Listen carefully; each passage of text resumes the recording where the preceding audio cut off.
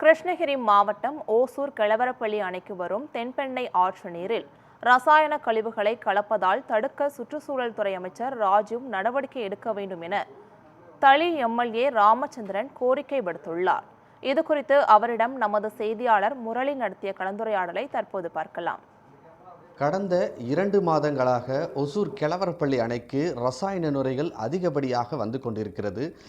அதை எதிர்ப்பு தெரிவித்து இன்று சில அமைப்பினர் நுரை வரக்கூடாது என்பதற்கு எதிர்ப்பு தெரிவிக்கும் விதமாக இன்று சில அமைப்புகள் மாரத்தான் மாதிரி நீரத்தான் என்ற நிகழ்ச்சி ஒன்று நடைபெற்றது.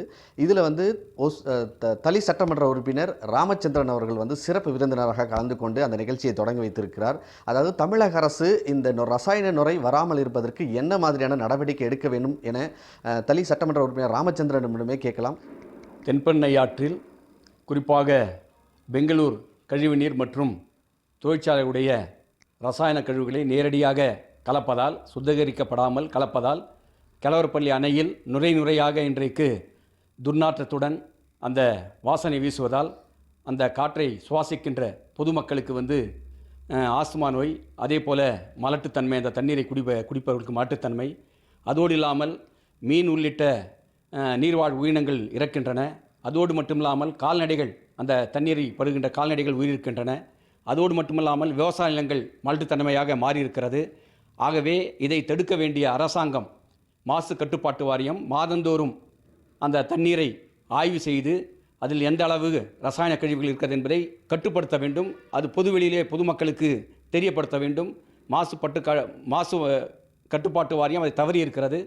அதோடு மட்டுமல்லாமல் இன்றைக்கு நீர் ஆதாரமாக கிருஷ்ணகிரி மாவட்டத்தில் கிழவரப்பள்ளி அணை திகழ்கிறது. ஆகவே உடனடியாக தமிழக அரசு நடவடிக்கை எடுத்து கர்நாடக அரசோடு பேசி அந்த கழிவுநீர், அதே போல் தொழிற்சாலை ரசாயன கழிவுகளை கிழவரப்பள்ளி அணையில் தென்பெண்ணை ஆற்றில் கலப்பதை உடனடியாக தடுக்க வேண்டும். அதற்காக வருகின்ற சட்டமன்ற கூட்டத்தொடரில் இந்திய கம்யூனிஸ்ட் கட்சியின் சார்பாக சிறப்பு கவன ஈர்ப்பு தீர்மானத்தை கொண்டு வந்து கிழவரப்பள்ளி அணையுடைய நீரை பாதுகாப்பதற்காக, ரசாயன கழிவுகளை கலப்பதை தடுப்பதற்காக சிறப்பு கவன தீர்மானம் கொண்டு வந்து சட்டமன்றத்திலே பேச இருக்கிறோம். நிச்சயமாக இவர் சொன்ன மாதிரி விவசாயிகளையும் கால்நடைகளையும் காப்பாற்ற வேண்டும் என கோரிக்கையும் தமிழக அரசுக்கு முன்வைத்திருக்கிறார். நியூஸ் 7 தமிழ் செய்திகளுக்காக ஒசூரிலிருந்து முரளி.